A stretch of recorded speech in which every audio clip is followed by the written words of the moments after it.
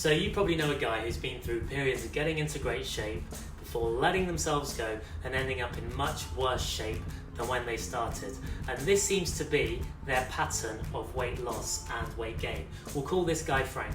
Frank is a classic victim of all or nothing thinking. He can go hard for a few weeks or months and be super disciplined, but then after a while he goes on holiday, he has a big weekend, goes on a stag do, Christmas happens and he loses the plot. Clearly, Frank's approach is not sustainable and he hasn't learned the skills needed to make changes that last. Frank has what we call an absolute mindset. Here's some telltale signs of what an absolute mindset is. Number one, it leads to feeling restricted. Feeling restricted makes failure inevitable. The longer that you can endure being good, the more attractive the bad choices start to look. 2, it leads to checking out. Making choices that are labelled bad leads to either feeling like a bad person or tuning out to paying attention to those choices altogether. 3, it has familiar phrases. An absolute mindset can often be easily identified from a few more common phrases. For example, rigid definitions for good and bad choices that consequently make you a good or bad person. Pausing or quitting on a nutrition movement or recovery routine.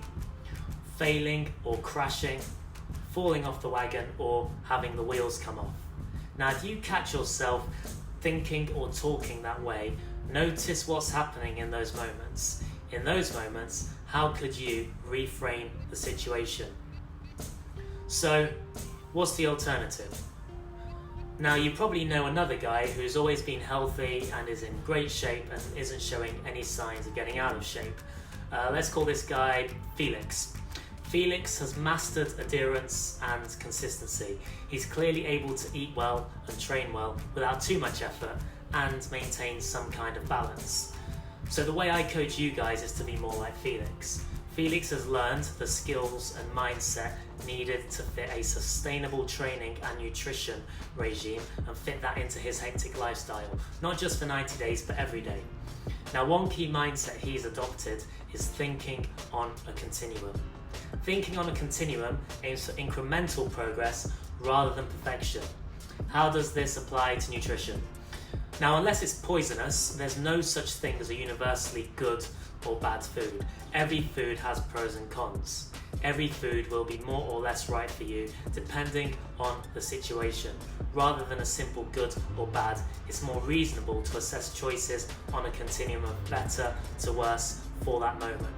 And continuum thinking doesn't just apply to food. When it comes to exercise, you have to be even more aware of your energy levels, stress, and other lifestyle factors that could influence how you exercise that day. Now, sure, it's great to be on a program prioritizing progressive overload. However, sometimes you need a plan B or even plan C just to ensure that you are at very least doing some form of movement when life gets in the way. This is something I talk about in my video on creating minimums. The outcome here is you think, screw it, and do nothing. That's if you don't think on a continuum. So you have the option to do something that might not be what was planned, but because you're thinking on a continuum and realizing it's okay to chill sometimes, you get something done. Now, I think adopting this mindset is hugely important, and in my experience, it's extremely rare for someone to actually have this mindset. The result is usually someone who is a yo-yo dieter and someone who does far too much exercise for a few months, just like Frank.